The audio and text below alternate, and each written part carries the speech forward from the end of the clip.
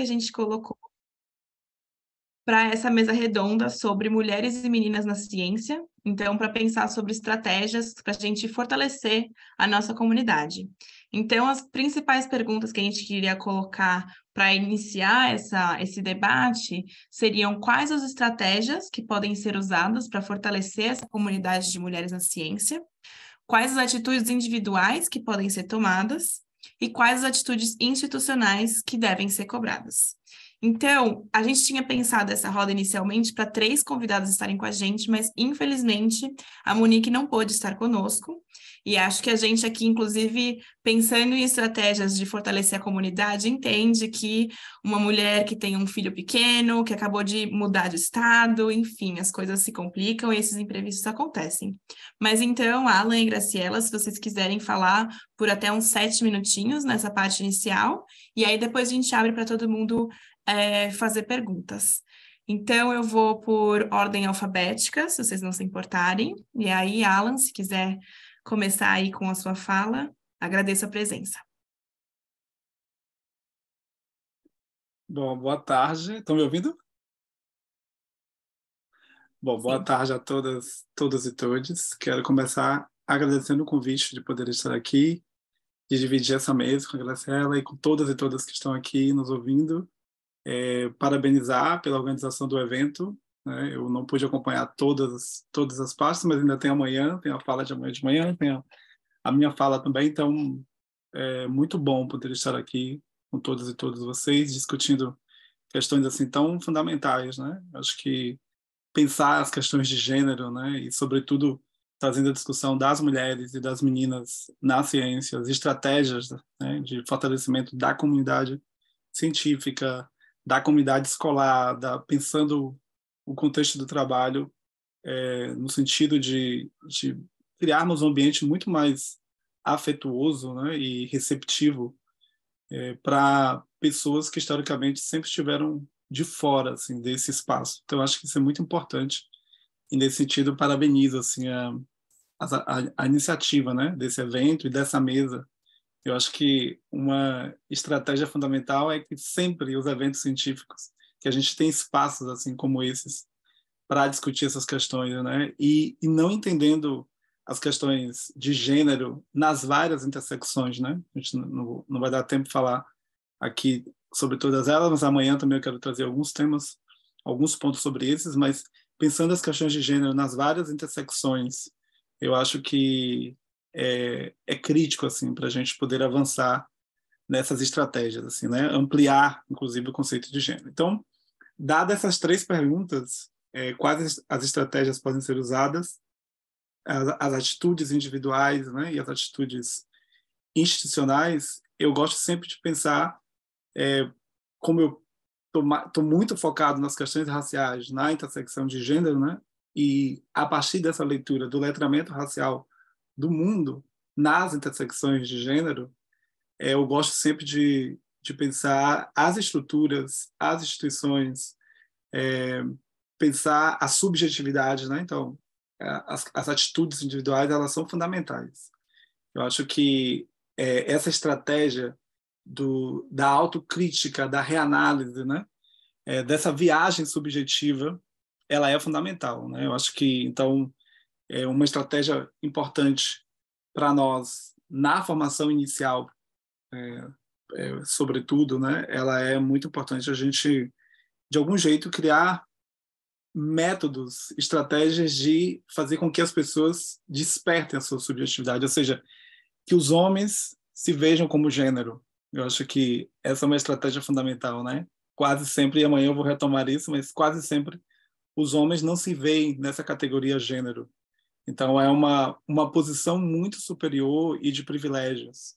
Então, de alguma maneira, a estratégia primeira é como a gente pode envolver os homens nessa discussão, né? E trazer os meninos e os homens nas ciências para esse lugar de responsabilidade de transformação de uma estrutura que é muito perversa, né? Então, mudar as mentes, mudar as atitudes individuais, elas requerem muito muitos esforços, assim, né? E são esforços que passam não só pela escola, não só pelo ambiente de trabalho, né? Mas, sobretudo, também na família, no nosso dia a dia. Então, a gente tem que pensar realmente como a gente pode desconstruir esse imaginário simbólico também, né? De um lugar muito tranquilo, de muitos privilégios. E aí eu acho que a estratégia primeira é trazer os homens para essa discussão, que é uma provocação que vocês também trazem nesse evento, né? E da gente poder é, convocar, né? Convocar os homens, sobretudo os homens que participam dessa lógica de dominação, né? Então, eu acho que individualmente esse é um grande desafio, porque os homens estão por trás dessas estruturas de dominação, né? De subjugação, tanto das mulheres quanto das pessoas que não fazem parte, essas outras masculinidades que não estão dentro dessa lógica de dominação, né? Então a gente vai precisar individualmente se mover nesse sentido. Não que mulheres também não tenham que fazer esse exercício individualmente. Todos nós precisamos fazer esse exercício subjetivo. E esse exercício subjetivo, ele passa para mim, sobretudo, pela recuperação da história. Eu acho muito importante que a gente recupere a história, né? Por que nós chegamos aqui? O que nos trouxe até aqui nessa relação de subjugação, nessa relação de dominação? Então, a gente precisa recuperar a história para que a gente possa se sentir responsável agora pela transformação, né? Então, poder questionar, os homens poderem fazer esse exercício constante do que significa ser homem, né? E o que eu preciso para ser homem numa relação com as mulheres cientistas, né? Com as minhas estudantes, com as pessoas que estão à minha volta, com quem eu estou me relacionando, com quem eu estou trabalhando. Então, individualmente, é preciso mudar as subjetividades. E essa subjetividade, ela é, de fato, uma viagem muito particular, de pessoas que não trabalham na lógica do negacionismo. Eu acho que uma dificuldade para nós na física, quando a gente pensa as questões de raça, de gênero, né? E aí gênero nas várias facetas possíveis, o combate ao negacionismo. A gente lida o tempo inteiro com o negacionismo numa outra perspectiva, mas a gente pouco discute o negacionismo e o silêncio, né? Já estou dando spoiler para o encontro de amanhã, e o silêncio em torno desse negacionismo. Eu acho que essa é uma estratégia fundamental. A gente precisa levar essa discussão de gênero, de raça, para as questões históricas, filosóficas da ciência, psíquicas, porque também essas subjetividades são pouco discutidas, inclusive na formação inicial, pensando as questões pedagógicas, né? A gente pouco fala dos afetos, das subjetividades. Então, acho que esse é um ponto fundamental, né? Individualmente. E institucionalmente aí são várias questões, porque a gente não tem como transformar instituições se as pessoas não fazem a sua viagem subjetiva. As instituições não são feitas por livros, carteiras, laboratórios, observatórios, né? Essas instituições são feitas por pessoas. Então, nós não temos como mudar estruturas viciadas, históricas, coloniais, né? Genocidas, racistas epistemicamente, né? E que sempre coloca as mulheres, sobretudo na física, num lugar de subjugação, sem que as pessoas mudem. Então, a gente vai precisar transformar as pessoas. E para transformar as pessoas são muitas estratégias, né? Que envolvem experiências, vivências, que envolvem punição. Então, as instituições elas também precisam criar estratégias de punição. Pessoas que assediam sexualmente, moralmente, não podem se sentir confortáveis, não podem ser promovidas na ciência, por isso, né? Então, a gente tem vários casos de pessoas que são promovidas e, sobretudo, romper esse pacto do silêncio, né? E a Cida Bento, ela traz um conceito importante para nós, que é o pacto narcísico da branquitude. Então, esse pacto narcísico da branquitude para discutir as questões raciais, ele também pode ser estendido para esse pacto narcísico das masculinidades, quando a gente vai discutir as questões de gênero. Então, institucionalmente, a gente precisa criar programas de ações afirmativas, a gente precisa trazer mais e mais essa discussão, precisa punir os opressores, a gente precisa transformar as nossas metodologias, os nossos livros, as nossas epistemes, a gente precisa, de fato, garantir que as mulheres cheguem, que elas se sintam bem, né? E que a gente precisa romper com os estereótipos. Então, o diálogo, o tensionamento, os conflitos o tempo inteiro, né? E, sobretudo, as disputas de narrativas nesses espaços, né? Nas instituições científicas, na SBF, na SBPC, na SAB, na universidade, na escola, nos locais de trabalho, a gente precisa, de fato, fazer essa disputa. Mas, para fazer essa disputa, a gente precisa também estar preparado historicamente, filosoficamente, precisa estar aquilombado também, né? Então, eu acho que é isso. Para esses primeiros minutos, eu acho que são essas questões principais. Maravilha, Alan, muito obrigada. Para mim, quase sempre uma aula te ouvir falando. E antes de a gente dar continuidade com vários desses pontos que foram levantados, eu queria ouvir a Graciela, e aí eu acho que, Thaís, se puder parar de compartilhar o slide. Graciela, acho que você consegue compartilhar daí e ver se rola. Se não estiver rolando que nem o meu aqui, que está meio travado.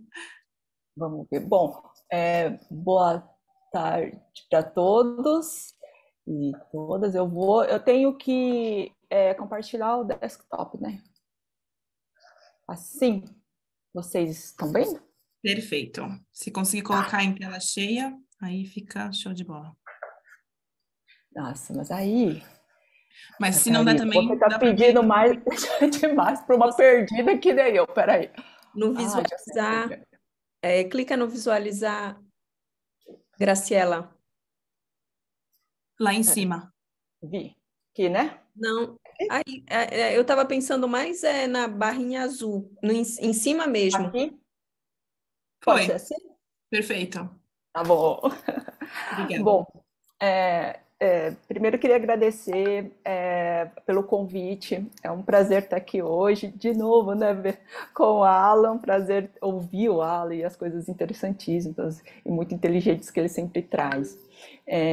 Bom, eu fiz uma lição de casa mais ou menos, porque a Carla falou assim para mim, Graciela, 5 minutos. Eu falei, gente, sou caótica.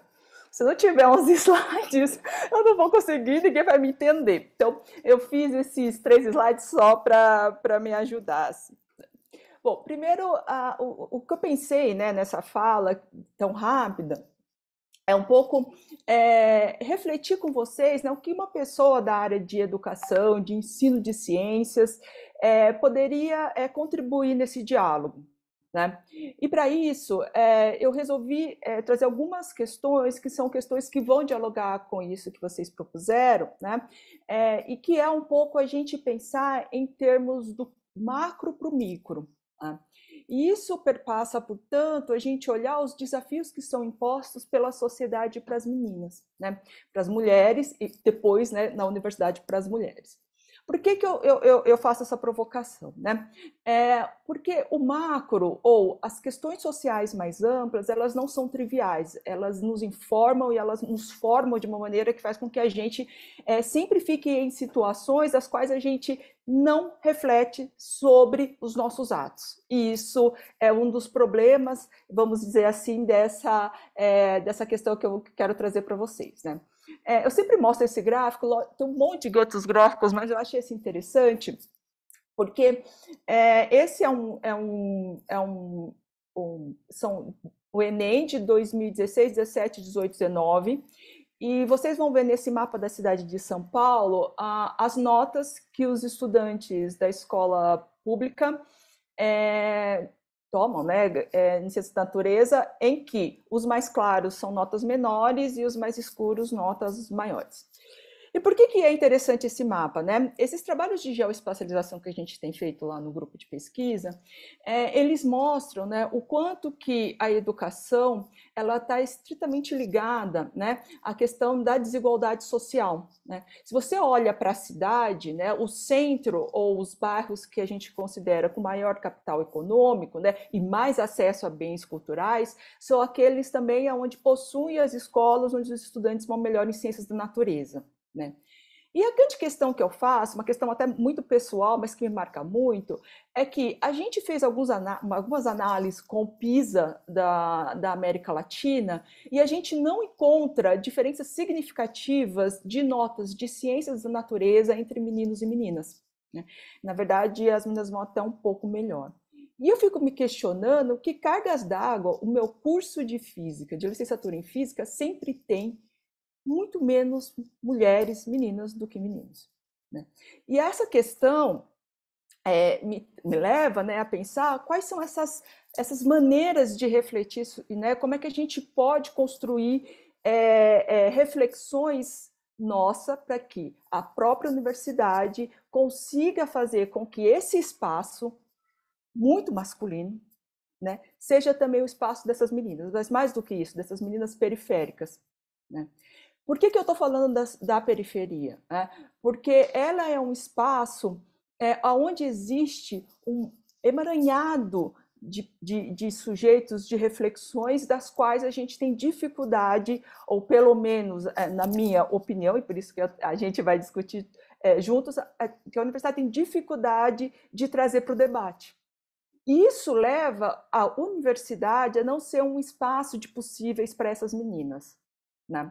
Então, nesse sentido, a reflexão que eu gostaria de trazer, que eu acho que é um pouco o que vocês estão propondo, é como que nós, pessoas que nos formamos em espaços públicos, nas escolas públicas, como é o meu caso, em regiões periféricas, podemos trazer essas meninas para o nosso lado, né? Para pensar as questões das ciências da natureza, para estudar a física, para estudar a astrofísica, né? Então, a gente tem muitas práticas, eu tenho os exemplos, né, do Ciência, que é um podcast lá da UFABC, que a gente faz roteiros educacionais para levar para a escola, né? Agora, o IPOG, que é um grupo de pesquisa, um grupo de divulgação científica lá do CERN, começou em 2022 alguns workgroups para falar de gênero, diversidade. Mas a grande questão que eu, às vezes, me ponho, né, é o quanto que a nossa universidade precisa... Eu sei que existe grupos, existe muitas pessoas pensando, mas que precisa mais, né? Provocação é o quanto que a gente precisa. Nós que viemos de outros espaços, que não os espaços, né, que são considerados clássicos em termos sociais, né? Como que a gente pode dialogar com esse pessoal que não reconhece a universidade como seu espaço possíveis? Isso não parece que, da maneira como eu falo, parece, mas será que a gente sabe? É tão trivial, né, às vezes, mas os alunos da escola pública ainda não sabem como eles chegam na universidade. Eles não sabem, por exemplo, no nosso caso aqui no UFABC, Santo André, né, que eles podem prestar, né, o Enem, com a nota do Enem, fazer uma universidade pública, né? E a gente está falando de São Paulo, região metropolitana, né? Então, é um pouco essa reflexão que eu trago, e aí só para fechar, porque eu já falei demais, mas isso, de certa forma, impacta também a maneira como a gente se enxerga na universidade, nós mulheres, né? A gente tem um trabalho muito interessante de duas professoras, pesquisadoras alemãs, que saiu em 2021, que é Petrova e a... sei lá, não sei falar alemão, gente. E aí, ela traz uma discussão muito interessante, elas trazem uma discussão muito interessante, que é o prestígio acadêmico. E elas vão fazer, elas fizeram alguns trabalhos, depois eu posso até passar o link do trabalho para vocês, mas uma das coisas que elas fazem a gente pensar qual é o papel do prestígio acadêmico para a universidade, para as nossas carreiras, né? E elas vão apontar que o prestígio acadêmico é um elemento tão significativo que ele, inclusive, contribui para estabelecer o novo. E o que é o novo hoje na academia? É as mulheres em posições de poder, né? As mulheres começando a adentrar, ainda que pouco, nas posições de decisão na universidade. E o que a gente tem, e o que elas têm encontrado na Alemanha, e que me parece que a gente pode conversar se também existe no Brasil, elas têm encontrado, né, esse prestígio acadêmico sempre atrelado ao homem. O que implica que esse impacto de reconhecimento do outro sempre é esperado por um homem, muito menos do que por uma mulher. E aí isso impacta, a carreira dos jovens pesquisadores, inclusive elas fazem até algumas reflexões sobre tempo de máquina, né? Que isso até impacta até coisas, vamos dizer assim, mais racionais, né? Mas o que elas apontam no final desse trabalho é o seguinte, né? Que quando elas perguntaram para esses entrevistados se eles sabiam, né, que o prestígio, né, se eles achavam que o prestígio deles tinha alguma responsabilidade pela carreira dos jovens, a maioria falou não. E quem fala assim? As mulheres. né? Então, as professoras, elas são essas exceções. Então, elas são aquelas que estão nos discursos, né, mais preocupadas com essas mudanças culturais e que querem utilizar esse poder, essa autonomia, para construir igualdade na universidade. Então, não é uma provocação, né, mas para a gente pensar juntos, o que é esse prestígio? Né? Se não está na hora da gente rever essa dimensão do prestígio, principalmente em termos de cultura, de capital cultural e outros elementos, mas aqui não vai dar para falar. Bom, foi isso, então. Obrigada.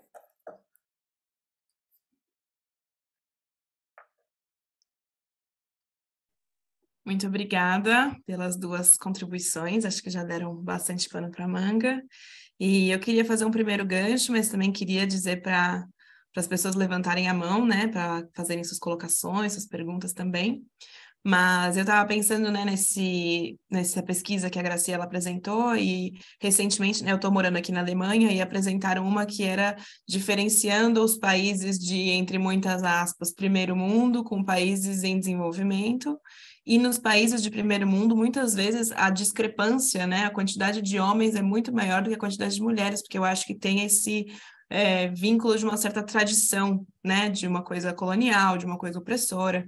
E aí, puxando esse gancho, né, eu acho que a gente começou falando de uma certa dualidade do individual e do institucional, mas aí depois, pelo que o Alan falou também, de como isso é sempre uma luta, né? Então, na luta a gente tem meio que um nós e eles, né? Então, eu queria mandar de volta para vocês, assim, quem que seria essa nossa comunidade que a gente quer fortalecer, porque eu acho que também apareceram questões de interseccionalidade em ambas as falas, seja uma questão racial, seja uma questão de social, econômica, né? Uma questão até regional das pessoas que ocupam as margens, as periferias, e quem que são esses outros que, no fundo, eram as pessoas que a gente gostaria que tivessem aqui, porque são as pessoas para quem a gente direciona, né, essas nossas falas, esse nosso embate, mas que, no fundo, são as pessoas que, quando a gente chama, justamente não vêm porque não estão do nosso lado.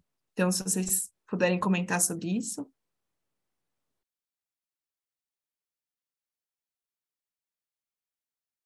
Vai, Ala, você primeiro. A gente já está acostumado. A Ala sempre começa, gente. Vai lá. Então, eu vou colocar aqui, porque aí me parem se eu ficar falando muito. Eu acho que essa provocação é interessante que você traz, Catarina. E, assim, eu acho que acho que esse que é o ponto fundamental quando a gente vai discutir questão de gênero. E a dificuldade maior é um pouco isso também, né? Primeiro, a gente precisa ampliar essa ideia de gênero, né? Ou seja, a gente tem discutido mais e mais, ou seja, que mulheres são essas? Por muito tempo, a discussão de gênero no Brasil ficou restrito às mulheres brancas, cis, hétero, né? Então, seguindo a lógica hétero, cis normativa. A gente tem ampliado, tem trazido as mulheres negras, as mulheres periféricas, as mulheres trans, né, travestis. Eu acho que a gente precisa ainda ampliar os homens trans, as pessoas não binárias. Então, eu acho que é realmente uma sopa de letras, né? Só para ficar na comunidade LGBTQIA+, mas as mulheres, né, em várias perspectivas. E ainda assim a gente sabe também que não é romântica essa relação, né? Do ponto de vista político também tem várias questões aí, interpretações, né, do que é, por exemplo, uma mulher trans, uma pessoa que menstrua, uma pessoa que não menstrua. Então, o que é homem, o que é ser mulher? Acho que essa tua pergunta me fez pensar isso, né? E o quão difícil é a gente trazer essa discussão para as nossas ciências físicas exatas, né?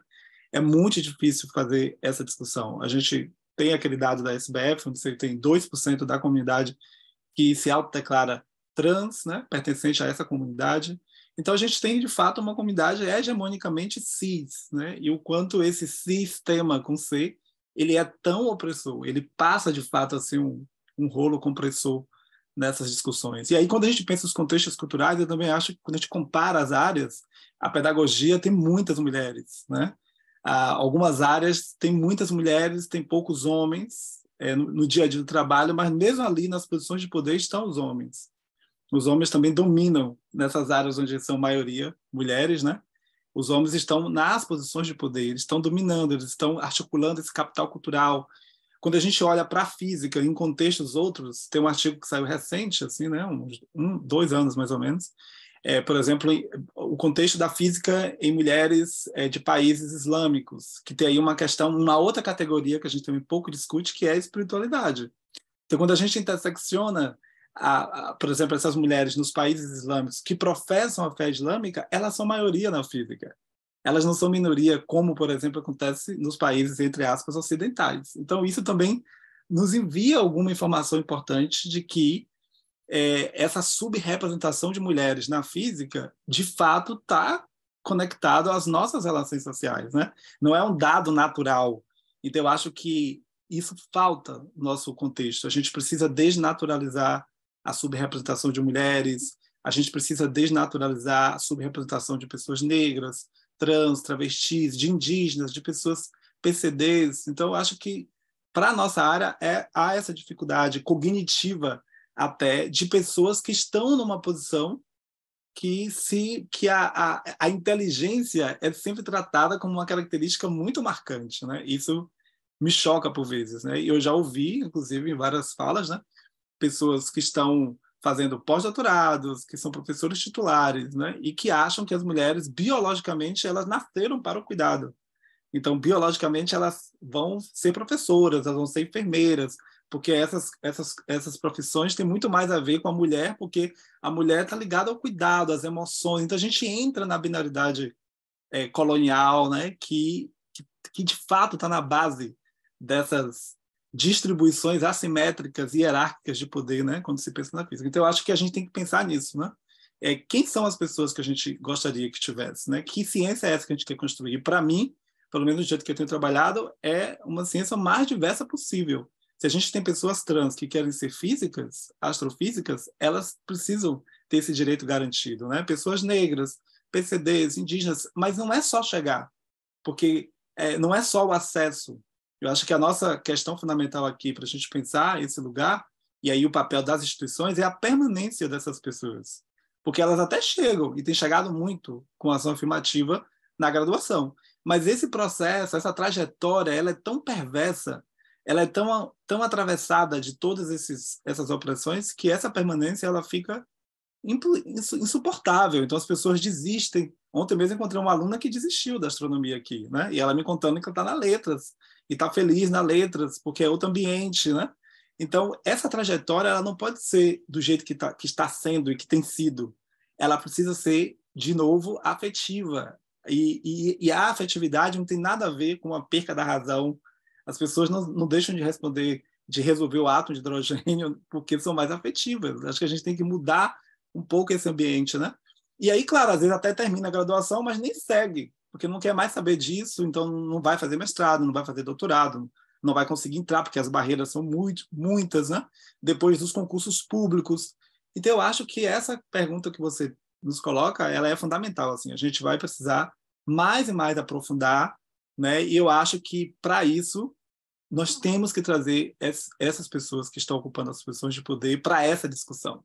Elas estão muito apartadas, né?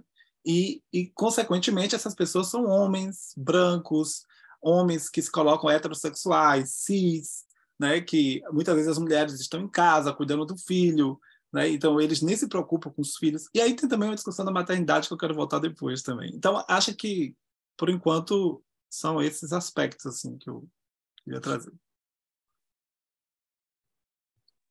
Obrigada. Graciela? Bom, eu vou falar, eu tô vendo que tem várias mãozinhas assim levantadas, o Alan fez várias questões interessantes, eu fico, meu Deus, quero falar tudo. Eu vou falar rapidamente, mas eu acho que complementando, obviamente que as questões que o Alan trouxe são fundamentais, né? Eu acho que principalmente quando a gente olha para as ações afirmativas e a importância que elas têm, né? Mas tem uma outra questão, e eu vou por um outro caminho, que é a universidade, eu vou insistir nessa dimensão do prestígio científico, porque a gente, e principalmente esses sujeitos, essas mulheres, inclusive, que também estão nas posições de poder, elas também precisam se expor mais, né? E essa universidade, esse espaço que a gente está, ele é tão opressor, né, que faz com que essas ações elas sejam ações, na verdade, de perdas e ganhos. E, em geral, as perdas também são grandes. Então, a gente não estamos aqui julgando, a gente está aqui refletindo, né, o que a gente quer ganhar, o que a gente quer perder. E por que eu estou falando isso, né? Porque como que a gente faz para essas pessoas dialogarem, essas pessoas estarem aqui, né? Eu acho que uma das questões que a gente vai precisar mudar é a maneira como a gente olha o que é a universidade. O que é ser um bom pesquisador? A gente precisa descaracterizar essa coisa de um bom profissional, um pesquisador muito bom, aquele que vai e fala, aquele que é, sabe, aquelas pessoas que têm um tipo de postura máscula, da qual a gente, de certa forma, associa a profissionalismo, né? A gente associa a tal inteligência, né? Porque às vezes a pessoa não está falando nada demais, mas ela está falando de um jeito, né? Então, eu acho que a maneira como a gente reconhece o que é esse tal prestígio e readequa a ele, na verdade, a gente tem que repensar e discutir mais sobre isso. Eu acho que a gente pode criar um espaço, que é o que o Alan está falando, né? Em que as pessoas entendam, né? Compreendam que essa mudança ela vai, de certa forma, ser boa para todos, né? E não tem perdas nesse sentido, né? Então, de novo, eu acho que é uma mudança que me parece ampla, né? Talvez aqui nesse sentido menos diretiva, mas que eu acho que precisa começar a ser feita, né? Que é olhar para essa universidade como um espaço também de escuta, de respeito, e por que não também falar sem ser cafona, de carinho, né, de estar próximo das pessoas, de aceitá-las, né? Então eu acho que a gente vai um pouco também, acho que um pouco que o Alan falou. Muito obrigada. E, bom, para a gente dar um pouco conta dessas mãozinhas levantadas, eu queria propor a gente fazer pelo menos 2 por vez. Então, mais uma vez, eu não vi exatamente quem que levantou a mão primeiro, então eu vou por ordem alfabética. Então, a Carla seria a primeira, depois a Caroline. Eu acho que a Caroline é a primeira, mas a gente vai fazer as 2 perguntas juntas, né? Então, acho que na verdade, queria só trazer uma outra vertente também para essa questão de fortalecer a comunidade. Eu acho que uma coisa essencial que a gente precisa para fortalecer a comunidade é fazer todos e todas enxergarem que isso é importante. Então, é trazer aliados, homens, para essa luta. E uma coisa que me surpreendeu bastante é que eu vejo que tem muita gente que está disposto e que gostaria de ajudar, mas não sabe como. Homens. E aí eu vou falar aqui eu vou falar em nome do Davi aqui, porque o Davi, que está membro do nosso comitê científico aqui também, ele foi uma das pessoas que chegou para mim e falou: adorei o evento, eu gostei muito, eu queria muito ajudar, mas eu não sei como. Aí eu falei: se junta aqui na organização e a gente vai conversando mais. E eu acho que também foi o caso do Isaac, que ele também falou: nossa, eu fiquei muito empolgado, e também se juntou a nós. Então, só gostaria de saber um pouquinho para os homens interessados em ajudar, o que eles podem fazer, porque eu vejo que tem muita gente que não sabe muito bem o que fazer. Isso. Obrigada, Carla. Carol? Tá, eu queria só... Deixa eu ver como que eu organizo isso para ser mais rápido. Primeiro, eu queria tocar em 2 pontos. O primeiro que é a questão de acesso. Porque teve um evento, que acho que foi o evento de divulgação científica mais interessante que eu já vi, que foi um evento entre o meu ex-orientador de doutorado, o Raul Abramo, e uma antropóloga. Foi no Instituto Moreira Salles, na Paulista. E lá essa antropóloga trouxe mitos de origem do universo na concepção indígena, e depois o Raul veio e começou a discutir a questão da origem do universo com inflação dentro da física, e achei muito, muito bom o contraste, que parece que tá bom, as 2 coisas são tão são tudo no mesmo patamar se você não entende quais são as metodologias da ciência, né? Então, foi um evento extraordinário, só que foi na Paulista. Então, tá longe da periferia em São Paulo, tá longe das pessoas que, na verdade, acho que a maior parte dessa nossa discussão gostaria de alcançar. Então, eu queria saber se não é possível, com uma fagulha desse evento que a gente está fazendo, da gente tentar organizar coisas, nem que seja online, ou em cursinhos populares que tem em São Paulo, para a gente trazer essas discussões e efetivamente atuar nessas comunidades mais afastadas. E se a questão de ser online é um empecilho, porque muitas pessoas podem não ter acesso à internet. E o segundo ponto é se existe trabalhos ou propostas para levar essas questões científicas para crianças e adolescentes em ensino médio, porque eu acho que a forma mais efetiva de você colocar essas pessoas dentro da universidade e ter a permanência, obviamente, além das questões políticas que estão envolvidas, seria você ter um treinamento, você ter um ensino básico e fundamental muito mais aprofundado. Eu queria saber se tem propostas para isso.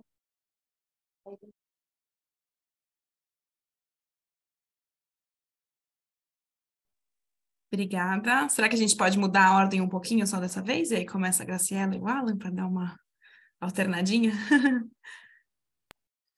Pode, claro.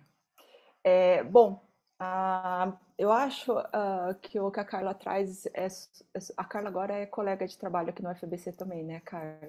Então, você está fazendo aí, Carla? Você não devia estar dando aula, Carla? Tá aí. Minha coordenadora me cobrando ao vivo aqui. Tô brincando. Eu acho que a questão da participação, né, Carla, que você traz, né, da participação dos homens e como que a gente faz isso, né? Eu acho que, na verdade, tem uma questão que a gente fez aqui na UFABC, né, do Ciência em Um, que é bem interessante, né? Que foi 3 pessoas de áreas diferentes tentando colaborar para pensar essa questão de uma divulgação científica, né, no nosso caso, que participa de certa forma, né, ou se preocupa com as questões da desigualdade, que aí por isso que eu entrei.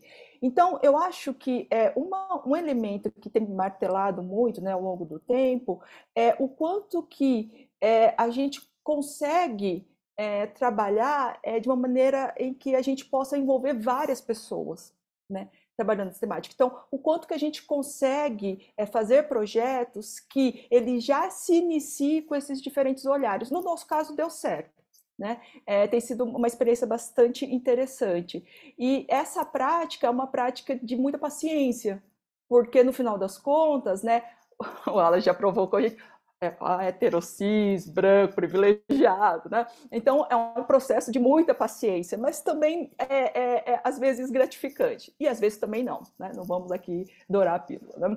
Mas eu acho que esses são processos que eu, né, das minhas experiências têm sido importantes, né? É sobre o que eu não sei mais quem foi a Caroline. A Caroline apontou sobre essa questão das políticas de acesso. Eu vou focar na parte da escola, porque eu acho que é aquela que, né, que tem mais a ver, né, com aquilo que eu faço. Eu acho que tem uma coisa que eu acho muito importante, Caroline, que são as políticas públicas, elas não são triviais, né? Eu vou dar um exemplo para você ver como essas questões elas adentram a escola de uma maneira muito importante, né?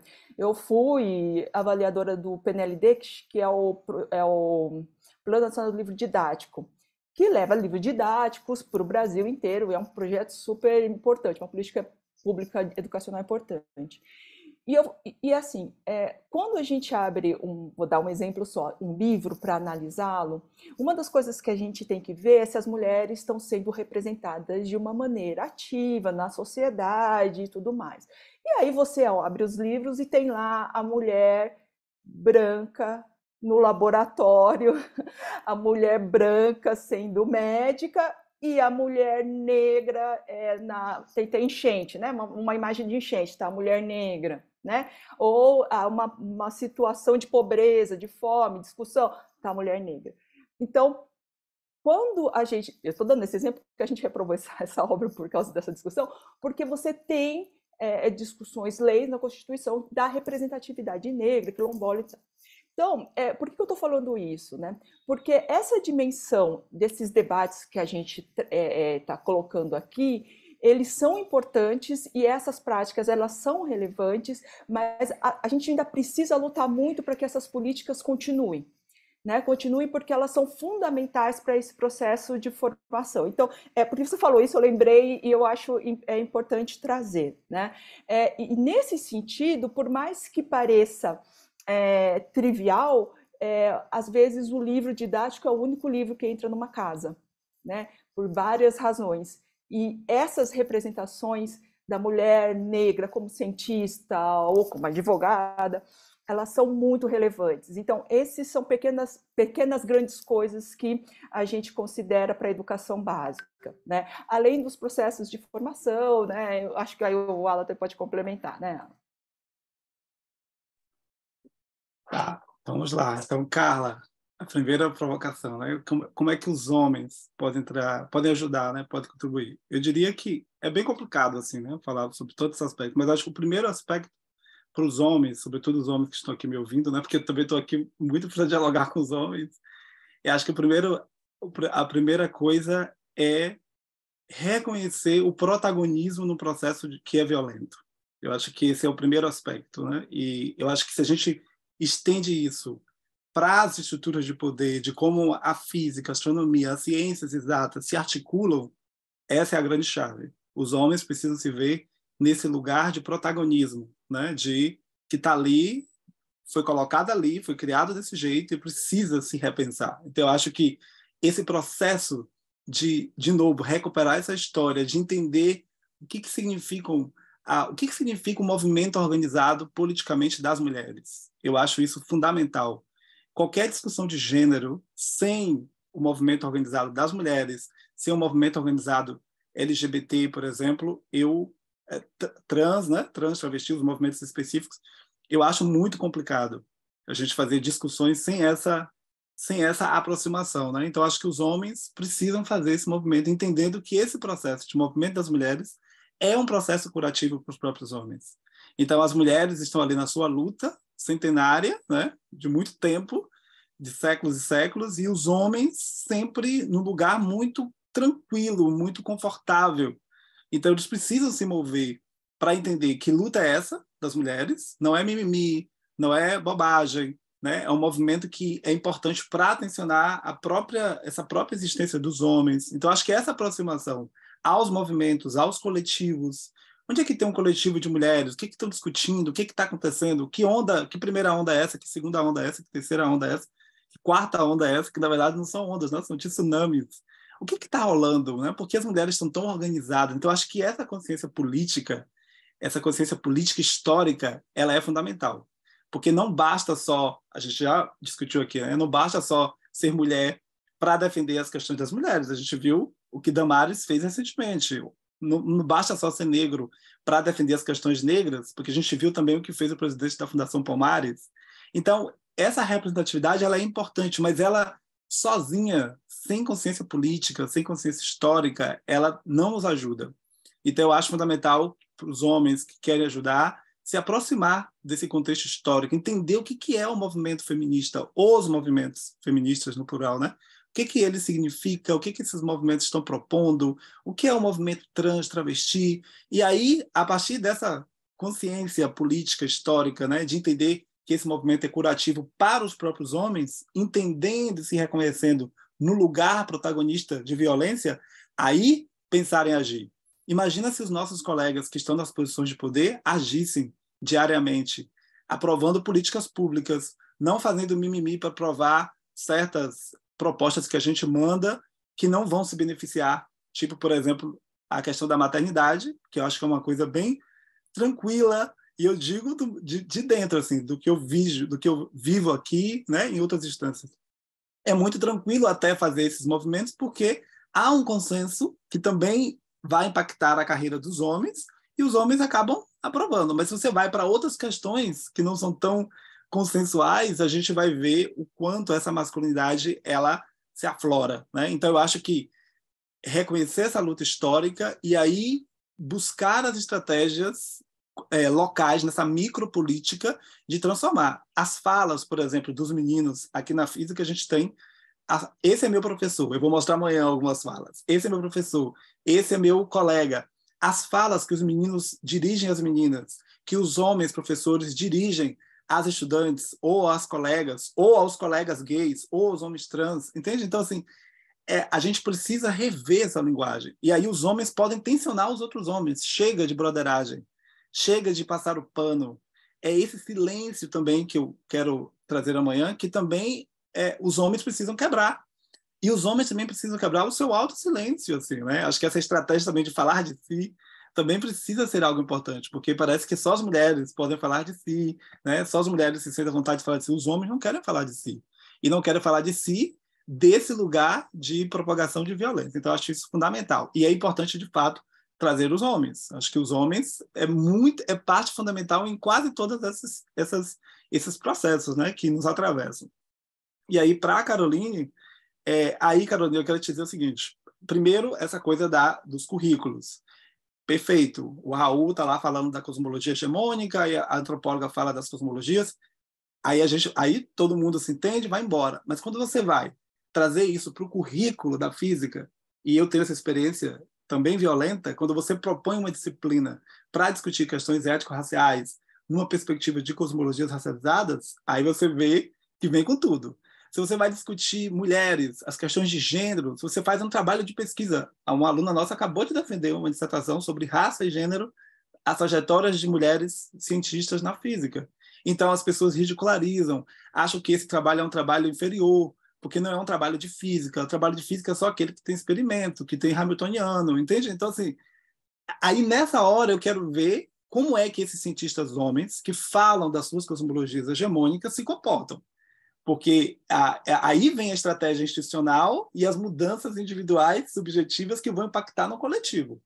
Porque no dia a dia, eu preciso me colocar, eu preciso defender um currículo antissexista, eu preciso defender um currículo antirracista, eu preciso ser, de fato, eu preciso tensionar esse sistema colonial, sem dizer que com isso eu estou sendo negacionista. Isso é mimimi, entende? Então eu acho que essa postura é que ela é ambígua por vezes. E aí a gente chega na educação básica. Se a gente não transforma a universidade, a formação inicial, de futuros professores, para as questões de raça, de gênero, entendendo que são opressões construídas socialmente, essa educação básica ela é complicada. Agora mesmo a gente tenta mudar o currículo. Vamos mudar o currículo das licenciaturas. As licenciaturas precisam de uma identidade. Não, a licenciatura não precisa de identidade. Vamos passar o rodo.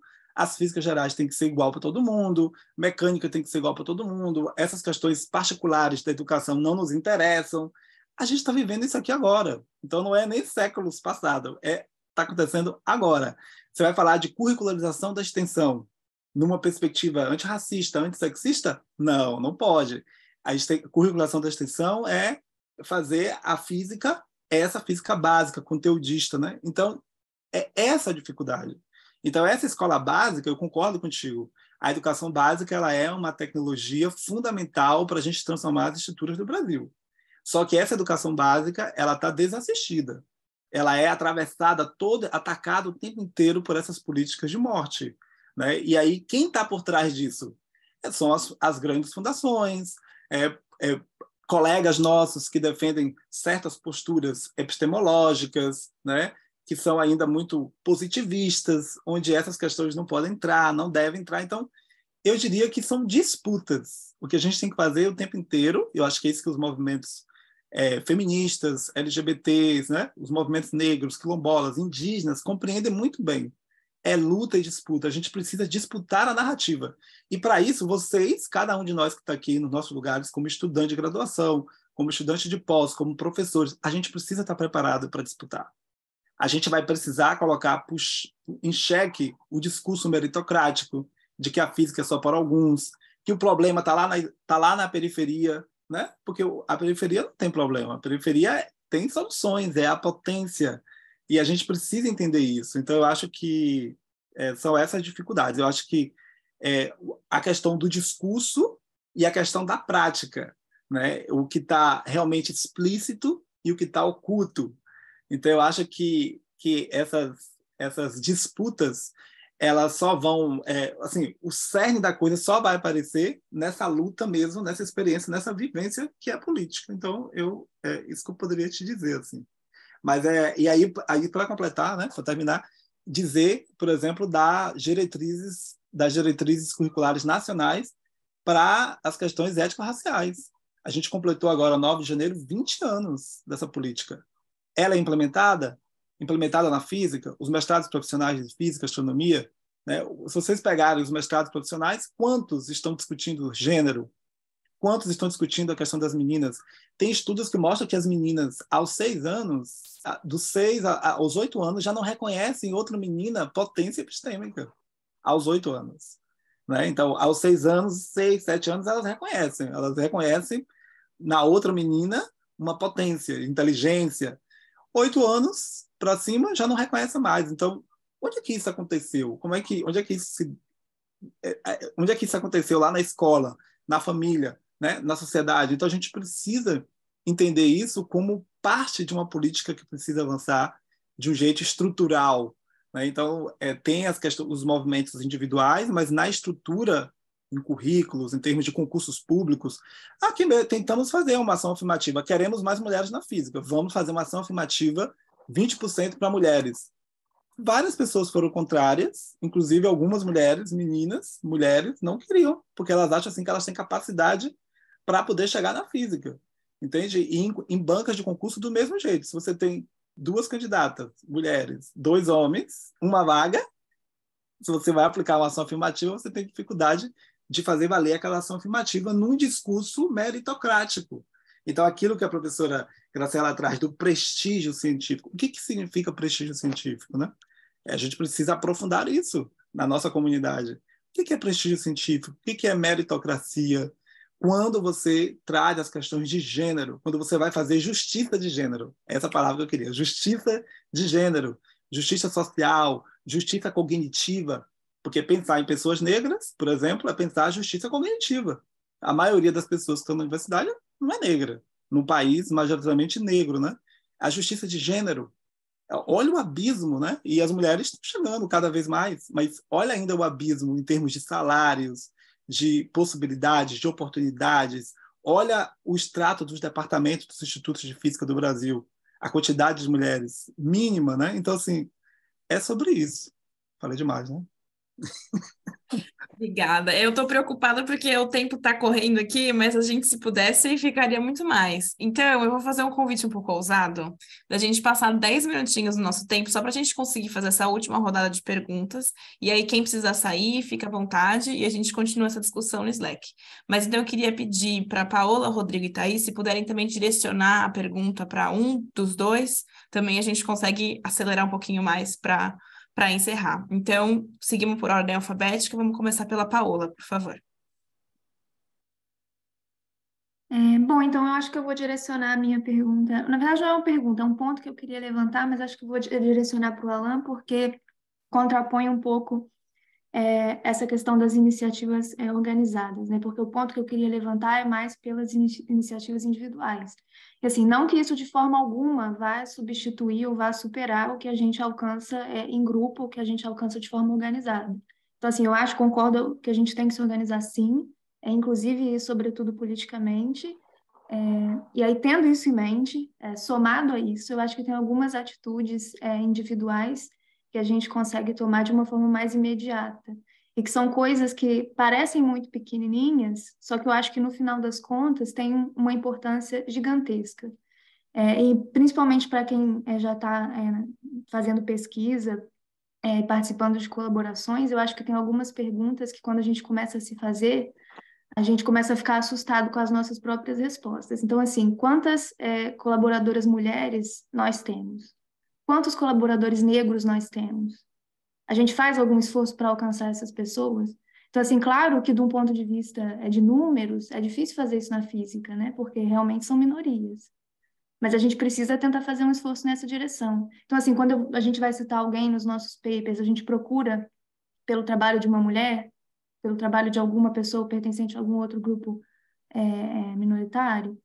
Ou a gente simplesmente pega um paper de algum homem que está lá com um monte de citações já e aí cita aquele mesmo trabalho, sendo que às vezes pode ter um trabalho de mesma qualidade, feito por uma mulher negra, por um homem negro, por uma mulher trans. Então, assim, eu acho que esse tipo de cuidado a gente também tem que ter. E, sobretudo, também para as pessoas que já estão numa etapa da carreira mais avançada, que já fazem parte de comitês, que já estão em sala de aula, de começar a pensarem também se nesses momentos a gente também está levando em consideração, dentro de, por exemplo, processos seletivos, se a gente está tentando bater o pé pelos grupos minoritários que a gente tenta defender.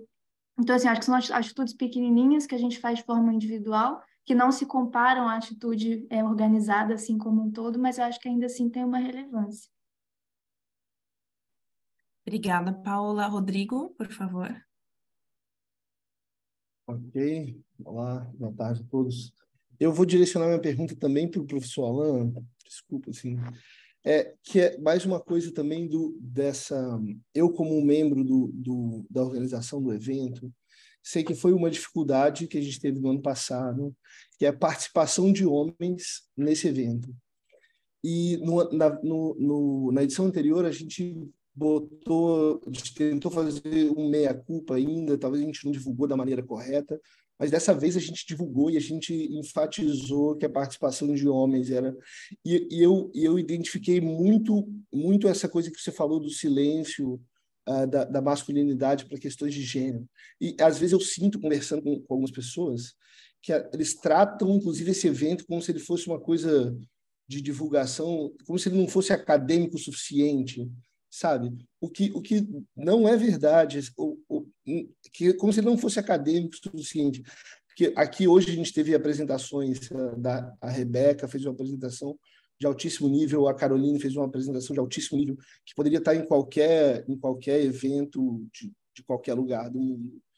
E a gente tem essa dificuldade, eu queria saber o que você acha, como a gente pode superar essa coisa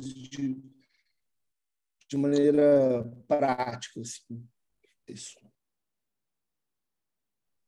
Obrigada, Rodrigo. Thaís, por favor.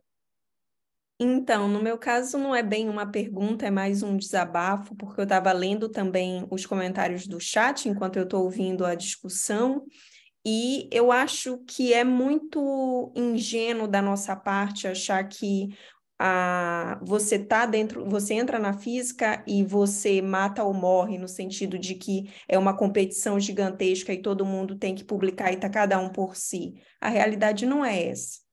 Os homens estão muito bem organizados e têm uma rede de suporte muito forte. Nós, mulheres, não temos. É esse o problema. E, na verdade, a razão de iniciar esse projeto Astrocientistas foi porque eu estava comentando com a Carla a respeito de algumas coisas.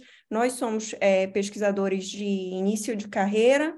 Eu, nesse momento, vou começar a procurar um outro pós-doc. Eu estou fazendo um pós-doc na Finlândia e estou em processo estou procurando trabalho, e assim, a gente fica muito incomodado de ver o quanto que esse discurso meritocrático, ele entrou de uma forma que as pessoas acreditam que não tem bias, que não tem viés, que é um processo puramente racional, sem nenhum tipo de influência.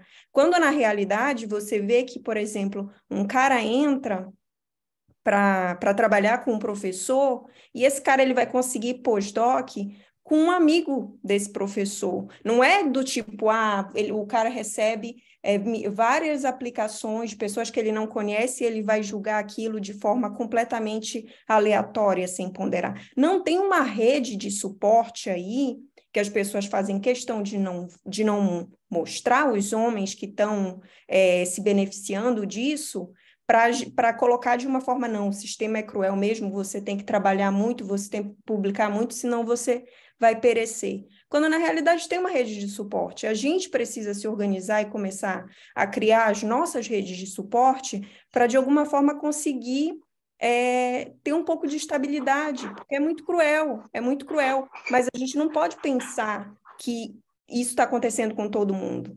Não está acontecendo com todo mundo. Tem muita gente que vai ter um caminho muito mais suave, porque já tem essa rede essa rede de suporte que a gente está tentando construir ainda, entendeu?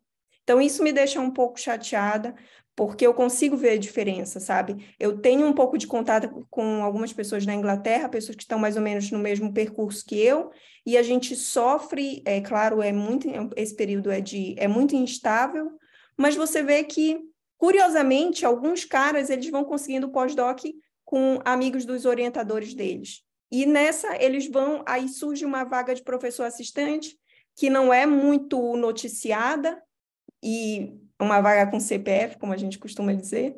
E nessa o cara tá ali no meio, no sistema, e as pessoas vão dizendo, não, porque é muito difícil, é muita competição, e você realmente tem que publicar. Às vezes você encontra mulheres que estão aí publicando, que estão se matando, e mesmo assim não é o suficiente para permanecer na carreira. Porque não é justo. Não é justo.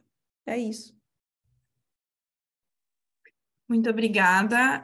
Eu vou pedir, então, para vocês, no responder dessas falas, tentarem também já fazer o encerramento, para a gente não passar muito do tempo. Então, se puderem fazer 5 minutinhos cada um e a gente já fecha. E como essa discussão ainda dá muito pano para manga, e como eu acho que uma dessas estratégias da gente criar essa comunidade e se fortalecer é uma das propostas das astrocientistas, eu queria também convidar todo mundo para a gente continuar essa discussão que está rolando no chat, que está rolando essa vontade de conversar e de se unir, de trocar, para a gente continuar isso no Slack, para que isso não se perca depois que a nossa roda acabar. Então, Alan, por favor, que teve as falas um pouco mais direcionadas, e aí concluir, e aí depois a gente passa para a Graciela também concluir, por favor. Vou ser bem rápido, eu marquei aqui 5 minutos. Eu vou começar a partir da fala da Thaís, que eu acho que a fala da Thaís ela se conecta com as outras questões, né? E eu acho que é isso mesmo, essa criação de rede, entender essas redes, e como essas redes funcionam e se conectam, né? E essas redes elas são frágeis para as mulheres, sobretudo se são mulheres negras, se são mulheres trans, né? Essa rede ainda é mais complicada. Em termos de publicação, inclusive, tem dados do Parents Insights mostrando o quanto as mulheres publicam muito. As mulheres mães, no meio da pandemia, elas publicaram, né? Assim, então, assim, a gente tem dados assim mostrando que as mulheres têm publicado artigos, mas também tem resultados mostrando que tem um bias, inclusive, de citação desses artigos, né? Então, é uma estrutura. Então, por isso que eu digo assim, eu acho que vocês estão de parabéns pelo evento, não deve se desestimular porque não vem tantos homens assim, porque acha que não vieram tantos, né? Que poderia vir mais. Não se desestimulem, porque é parte de uma estrutura. Vocês estão num movimento coletivo interessante, assim, combatendo uma estrutura, né, que é misógina, ela é machista mesmo, estruturalmente, e que tem muita dificuldade de reconhecer os privilégios. Os homens, e sobretudo os homens hegemônicos, esses homens que estão na lógica da dominação masculina, hétero, cis, eles têm muita dificuldade de vir discutir, de se pensar como gênero, de se pensar como essa norma que está no lugar de protagonismo de violência, né? Então, no fundo é isso. Eles sabem que eles estão numa posição de privilégio, uma posição de poder que distribui esse poder para quem quer, né? Do jeito que quer. É assim historicamente. Aí não estou falando especificamente de ninguém. Eu estou falando de como, de fato, a estrutura funciona. Então, a gente não pode perder isso de vista, né? Por isso que, nesse sentido, as lutas coletivas elas são fundamentais, porque a gente também não pode adoecer nesse processo, né? Porque muitas pessoas adoecem nesse processo, né? A luta contra o machismo, a luta contra o racismo, né? Contra todas as LGBTQIA+ fobias, elas adoecem as pessoas. Então, individualmente, é esse cuidado. Mas, certamente, né, quando eu disse lá atrás que, por exemplo, essa reconhecer que a gente tem uma dimensão que é subjetiva, uma outra dimensão que é institucional, uma dimensão que é estrutural, por exemplo, reconhecer a dimensão subjetiva é importante. A gente não muda instituição e estrutura sem essa automudança. Então, eu preciso fazer esse exercício. Se eu realmente tenho colaboradores negros, se eu tenho colaboradores mulheres, se eu tenho ali, se eu estou citando artigos de pessoas de regiões que eu considero inferior, a gente vê isso, a gente muda de país. Eu percebi isso, eu mudo de país. Quando eu estava na Austrália, eu recebi não sei quantos artigos para avaliar, de revistas, imagina aí, APJ, não sei o quê. Quando eu mudo, cai exponencialmente esse número. Por que será isso? Né? Será que estão só de olho em mim ou no que eu estou produzindo? Ou o fato de estar no Brasil influencia? Certamente influencia. Né? Até mesmo as nossas decisões de que sanduíche eu vou fazer, para onde é que eu vou? Eu vou para a Europa, eu vou para o Chile, eu vou para a Argentina, eu vou para o Uruguai. Se eu quiser ir para a África, fazer agora, para qualquer país do continente africano, fazer um pós-doc, como é que meus colegas vão encarar essa minha decisão? Eu quero ampliar. Eu quero ampliar o meu background cultural, eu quero aprender línguas africanas, eu quero discutir as questões cosmológicas africanas em um outro nível. Será que eles vão reconhecer que aquilo ali é um episteme? Então, esses exercícios individuais, eles estão ligados exatamente isso, aos nossos valores, às nossas atitudes, os nossos comportamentos pessoais, interpessoais. Então, fazer esse exercício o tempo inteiro de como é que eu estou me relacionando com o outro, eu, homem, eu, pessoa cis, com pessoa trans, eu, homossexual, com a pessoa heterossexual, eu, a pessoa branca, com a pessoa negra, uma pessoa com deficiência. Nessa lógica binária, sim, porque essa lógica binária ela está nos destruindo, ela está distribuindo posições de poder. Então, ainda nessa lógica binária, a gente precisa se ver nessa relação ainda, né? O ideal é que nós não tivéssemos essas caixinhas, mas a gente tem as caixinhas e elas estão decidindo quem vive, quem nasce, quem vive, quem morre, como nasce, como vive, como morre. Então, essa viagem subjetiva ela é fundamental. Ela precisa ser crítica, ela não pode ser negacionista, ela não pode ser individualista, ela não pode ser preconceituosa, estereotipada. Ela precisa, de fato, devolver. Aí a palavra-chave para terminar é essa. Ela precisa devolver humanidade. Porque nesse processo todo, a gente perdeu a humanidade. A gente fala, as ciências são humanas, são coletivas, mas que humanidade é essa? Não são todas as pessoas consideradas humanas. Uma pessoa trans não é humana para a nossa lógica destruidora. Se tiver uma pessoa trans fazendo um concurso, como é que as pessoas vão encarar essa pessoa? Se a pessoa trans quiser fazer um doutorado, um mestrado. Então, eu acho que é um pouco isso, assim, né? Eu acho que o que a gente precisa, aí já para terminar, nesse exercício de desconstrução de estruturas que são arraigadas historicamente, né? E que tem todo um contrafluxo, né? A gente precisa pensar nesses processos de humanização, segurar também a ansiedade, porque se a gente fica muito ansioso, achando que não está valendo a pena, a luta coletiva também perde sentido. Se a gente não foca tanto em números, mas em qualidade, no que vocês estão entregando para a sociedade, no que vocês estão fazendo nesse giro, isso também é muito importante, porque essa mudança ela vai vir também com o tempo. E vai precisar de instituições. A SBF vai ter que fazer mais movimentos, a gente vai ter que ir mais na educação básica, mudar as narrativas dos museus, repensar as nossas práticas. Então, isso leva tempo, mas é um trabalho que a gente precisa fazer todos os dias. Todos os dias a gente precisa exercitar. Então, com isso, quero agradecer pela escuta atenta e a gente vai seguir conversando amanhã, né? Então, amanhã eu quero trazer mais alguns pontos para a gente seguir nessa conversa. Né? Então, a gente vai ter a oportunidade de amanhã também falar um pouco mais. E agradeço mais uma vez. Muito obrigada, Alan, por toda a inspiração sempre e maravilha que amanhã tem mais. Graciela, se puder, por favor, fazer essas conclusões finais. Vou ser rapidinho, Catarina. Primeiro eu queria agradecer, foi um prazer estar aqui hoje, ouvir o Alan, sempre é um prazer. Eu acho que para finalizar, e um pouco o que a Thaís provocou a gente a pensar, talvez o que eu queira deixar como fala final é que poder acadêmico ele é objetivo, mas prestígio é simbólico. E por ser simbólico, ele pode ser modificado de maneiras que a gente mude essa universidade que a gente tem. Então, eu acho que o que a Paola também comentou dos desafios do cotidiano do indivíduo, né, das nossas pequenas escolhas cotidianas, elas são muito importantes. A gente precisa parar de encarar essa universidade como sendo esse espaço de agressão, né? De convívio masculino, de força. Eu acho que a universidade vai para além disso. Então, eu acho que a gente precisa mudar a forma de reconhecer o que é um poder acadêmico. E para isso a gente precisa também mudar nossa visão do que é prestígio. Acho que é isso. Então, obrigada. E amanhã eu estou lá para ver o aula. Muito obrigada pela participação e muito obrigada, assim, não só a nossos convidados, né? Mas também a todo mundo que esteve aqui, que se engajou, seja no chat, seja aqui fazendo as perguntas. E gostaria de pedir para que esse fogo não se apague, que a gente continue discutindo no Slack. Vi aqui que teve mulheres querendo trocar contato para compartilhar experiências, é sobre isso.